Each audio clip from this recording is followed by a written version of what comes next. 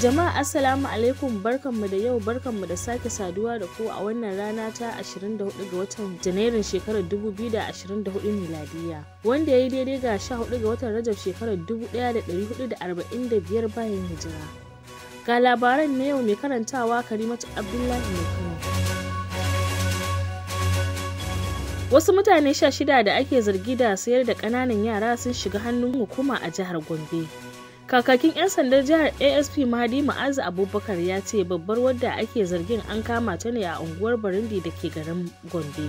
Jami'in ya ce mazauna unguwar Barindi ne ke tsegunta musu cewar matar na ajiye 'yan matan da suka yi ciki babu aure a wani gida suna renon cikin, idan suka haihu masu gidan su karbi jaririn su sayar su sallami wadda ta haihu. A cewar Mahadin wannan ba shine karan farko ba, dubinta ne ya cika aka kama ta, don haka yake sanar da al'umma cewa su dinga sanar da hukuma motsin duk wani wanda ba su yarda da shi ba. Asirin su ya toni ne a lokacin da wani ya yi wa wata ciki ta haihu, aka baiwa wata jaririya bisa yarjejeniyar duk lokacin da ta buƙaci ganin 'yarta za ta ganta. Sai aka ɗauki tsawon lokaci ba labari. A nan ne uwar 'yar ta yi bori ta sanar da wanda ya yi mata cikin ya tona asirinsu. Aka gano irin aika-aikar da suke yi a wannan gida, in ji Ma'azu. Da Aminiya take zantawa da babbar wadda ake zargin a ofishin rundunar, ta ce ita ba ta sayar da yara, karɓar yarinyar ta yi da nufin ta yi reno, ganin tana sha'awar ƙananan yara, kasancewar tun da mijinta ya rasu bata sake aure ba. Ta ce saboda haka ne ta je ofishin kula da walwalar jama'a social welfare aka bata yarinyar tun tana makonni 2 a duniya, kuma yanzu ta kai shekara 2 tana tare da ita bata sayar ba. Idan tana sayar da jarirai ai sai dai ta sayar da ita ko ta sayar da 'ya'yanta da ta haifa.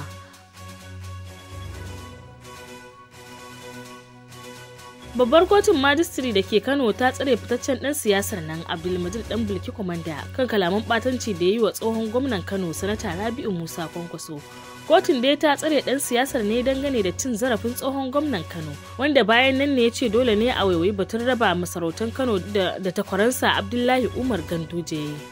Dangane da buƙatar neman beli ce kotun ta ɗage zaman sauraron shari'ar zuwa ranar Litinin 29 ga watan Janairu, inda ta ba da ajiyarsa a gidan kaso da ke Goron Dutse. Bayanai sun ce rundunar tsaron farin kayan ta DSS ta ce ta gayyaci ɗan Bilki Komanda kafin daga bisani a gurfanar da shi gaban kotun majistiri da ke noman salar bisa zargin ɓata suna da tunzura al'umma.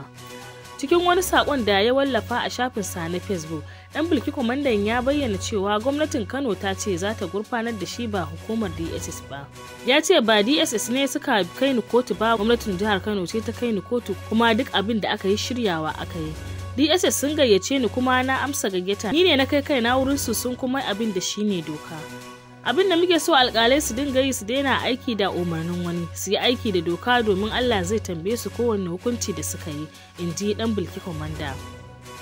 Ana dai tuhumar sa da ɓata wa Kwankwaso suna kan zargin cewar ya umarci gwamnatin Abba Kabir Yusuf ta rushe masarautun da tsohuwar gwamnatin jihar Kano ta kirkiro. Wata gobara da ta tashi a kasuwar wayar hannu da aka fi sani da kasuwar Jagwal a birnin Damaturu na jihar Yobe ta lashe dukiya ta akalla naira miliyan 150 a wannan talatar. Da yake tabbatar da faruwar al'amarin ga manema labarai a Damaturu, jami'in hulɗa da jama'a na hukumar kashe gobara a jihar Yobe, Bala Muhammad Bello, ya ce akalla shaguna 30 ne gobarar ta lalata. Da misalin karfe 5:50 na safiyar Talata, mun samu kiran gaggawa ana sanar da mu faruwar lamarin.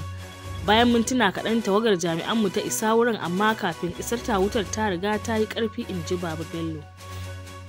Bello ya ƙara da cewa bincike ya nuna cewa gobarar ta tashi ne sakamakon ƙaruwar ƙarfin wutar lantarki da aka samu a yankin 'yan kwanakin nan. Ya shawarci al'umma da 'yan kasuwa da su rinka kashe duk kayayyakin gidansu ko shaguna da zarar za su fita ko kuma sun tashi daga kasuwar. Shugaban kungiyar 'yan kasuwar Damaturu Alhaji Ali Sharif ya ce 'yan kasuwar sun yi asarar kayayyakin da suka kai akalla naira miliyan 150. Shi ma Alhaji Sharif ya bayyana cewa akwai yiwuwar wutar lantarki ce ta haddasa wannan gobarar. Kar ku manta kuna sauraron labaru daga ZirnaniyaTV+ da ke kan manhajar YouTube, kuma za ku iya bibiyar mu a shafukanmu na sada zumunta kamar Facebook, TikTok da Instagram.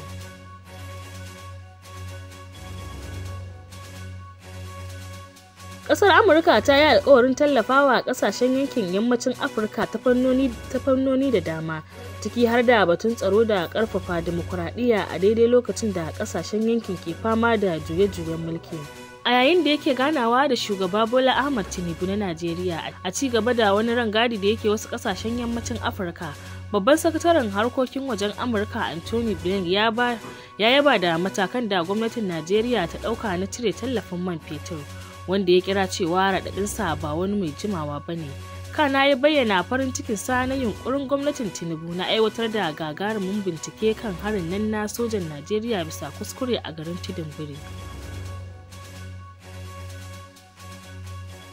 Hukumomi a ƙasar Zambia sun faɗa jiya Talata cewa sun yi ta ƙoƙarin tsotse ruwa daga wata ma'adanan tagulla mallakar ƙasar China, inda wasu masu haƙar ma'adanai 7 suka makale a ƙarƙashin ƙasa.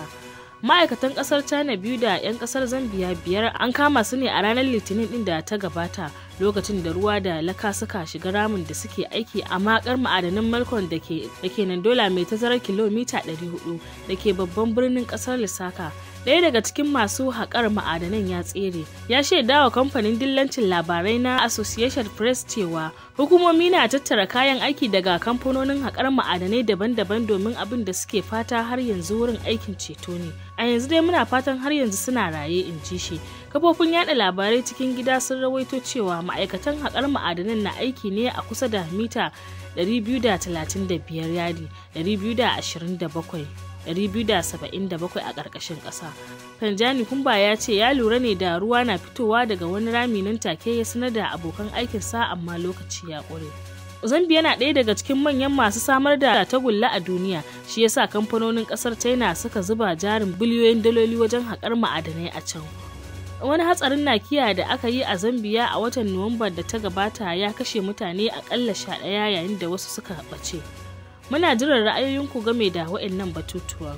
Ƙarshen labaran kenan na yau, ku biyo mu a gobe domin samun wasu ƙayatattun labaran tare da ni Karimatu Abdullahi mai Kano. Za ku iya bibiyar mu a kafar mu ta Facebook, Instagram, TikTok da YouTube. Kasance da ZirnaniyaTV+ domin samun ƙayatattun shirye-shirye masu ƙayatarwa.